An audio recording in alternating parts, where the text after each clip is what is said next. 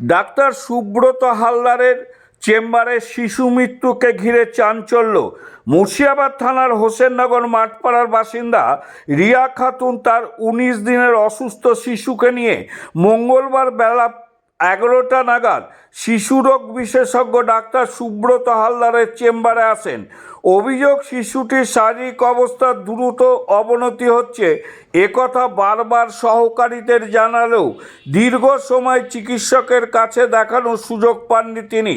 পরিবারের দাবি, বেলা 2টো নাগাদ শিশুটিকে চিকিৎসকের সামনে নিয়ে যাওয়া হলে তাকে মৃত ঘোষণা করা হয়।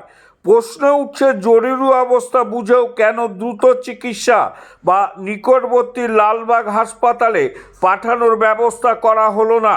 ঘটনার পর রিয়া খাতুন লিখিত অভিযোগ দায়ের করেন মুর্শিদাবাদ থানায়। পুলিশ ঘটনাস্থলে গিয়ে চেম্বারের এক সহকারীকে থানায় নিয়ে আসে। তার চিকিৎসককে সেখানে পাওয়া যায়নি বলে জানা গেছে। এই ঘটনাকে ঘিরে এলাকায় তীব্র চাঞ্চল্য ছড়িয়েছে। প্রসঙ্গত, সম্প্রতি ডোমকল এলাকাতেও চিকিৎসকের চেম্বারে দেরিতে অভিযোগ ঘিরে এক শিশু মৃত্যুর ঘটনা সামনে এসেছিল। পরপর এমন অভিযোগ সাধারণ মানুষের একাংশ প্রশ্ন তুলেছেন। স্বাস্থ্য পরিষেবা মানুষের দুয়ারে পৌঁছে দেওয়ার সরকারি উদ্যোগ থাকা সত্ত্বেও ব্যক্তিগত চেম্বারে চরুর চিকিৎসা পেতে কেন এত ভোগান্তি? স্থানীয়দের দাবি, শিশুসহ গুরুতর রোগীদের ক্ষেত্রে দ্রুত চিকিৎসা, ডাক্তারি রেফারেল ব্যবস্থা এবং দায়িত্বশীল আচরণ নিশ্চিত করতে প্রশাসন কঠোর নজরদারি প্রয়োজন। ঘটনাটি পূর্ণাঙ্গ তদন্ত ও দোষীদের বিরুদ্ধে উপযুক্ত পদক্ষেপের দাবি উঠেছে বিভিন্ন মহলে।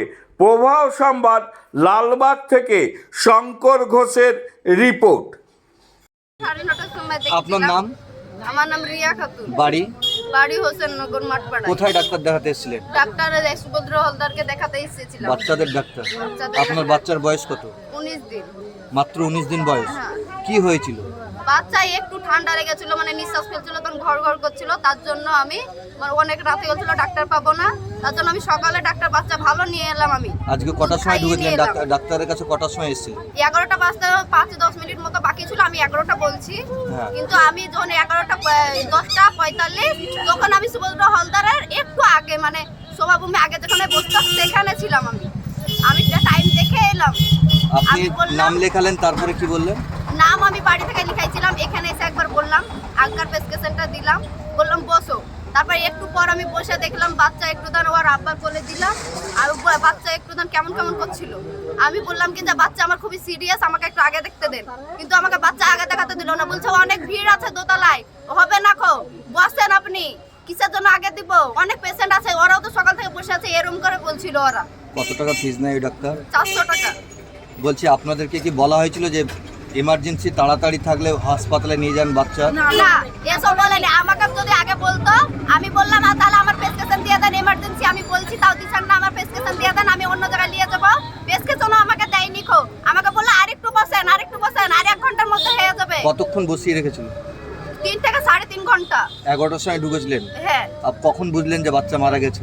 বাচ্চা আমি তো নিয়ে ঢুকিনি, আমার কুকু নিয়ে ঢুকেছিল। বাচ্চা আমার স্বামী গিয়েছিল। আপনি ছিলেন? আমি বাচ্চা আমার সিজার হয়েছে তো, তার জন্য আমি উঠতে পারিনি সিঁড়িটা অনেক খাড়া, তার জন্য। আপনি নিচেই বসেছেন? নিচেই আমি বসেছিলাম। কটার সময় মারা গেছে আনুমানিক? আমার ফুফু বলতে পারবে ওটা। ঠিক আছে, আপনার নাম? আমার নাম রিয়া খাতুন। বাড়ি? বাড়ি হোসেননগর মাঠপাড়া। ঠিক আছে। মায়ের বাড়ি হইতে বরফখানায়, ওখান থেকে নিয়ে এসেছি। রাত্রিরে মেয়ে ফোন করলে, সকালে ফোন করলে, সকালে ফোন করার সাথে আমি চলে এসেছি। যে সঙ্গে সঙ্গে নিয়ে এসে আমি উঠছি, তাহলে সুব্রত হালদার হয়েছে সেদিন থেকে ওর কাছে দেখানো। এবার ওর কাছে দেখলে নামটা আমি লিখাচ্ছি। তারপর এবার আমি বলছি ছেলে যখন একবার খারাপ যখন হয়ে যাচ্ছে, একবারে বারবার 3 ঘন্টা 3.5 ঘন্টা আমাকে বসে দিচ্ছে। আমি বলছি একটু আপনার পা ধরছে, একটু দেন না, ছেলে খুব ছটপট করছে, এরকম করছে। তার আমাদের এখানে সিস্টেম, এরকম সিস্টেম নাই আমাদের। তাই বলছি আর একটু বসো, আর একটু বসো। তাই লক্ষ্মীটা বলছে যে তাহলে আমাদের প্রেসক্রিপশনটা দিয়ে দেন, আমরা অন্য জায়গায় ডাক্তার দেখে নিই, দেখানোর পর আমরা যাই করবো। তো বলছে না, এখানে দেখা আর 1 ঘন্টা বসো, তাহলে দেখানো। ডাক্তারের কাছে উঠলাম, তাও আবার একবার যেম বললাম ডাক্তারের কাছে যে থাকে তাকে বলছি যে আমাদের একটু দেও না, এরকম বাচ্চা আমাদের খুব খারাপ। তো বলে আর 10 মিনিট পর কিন্তু আমাকে ঢুকালো। তারপরে এবার বাচ্চা দেখলো, তখন এবার বলছে ডাক্তার বলছে যে বাচ্চা নাই তোমাদের, তোমরা আগে বলো নি। তাই তো উপরে উঠেও না হলে 1.5 ঘন্টা ওখানে বসছি, আর নিচেও 1.5 ঘন্টা 2 ঘন্টা ওখানেও বসে থাকছি আমি। বাচ্চার কি হয়েছিল? বাচ্চার কিছু না, এমনি একটু ঠান্ডা লাগার মতো। আপনার নাম?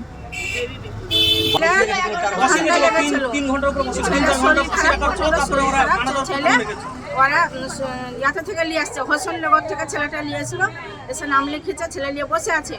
সে ছেলে আমাকে ফোন করলো যে মামি ছেলেটা আমি কেমন করে দেখাবো, ছেলের শরীর খারাপ। তখন আমি বললাম যে নাম লেখাছে তুমি তাকে বলো, ছেলেটা আগে দেখিয়ে দিবে।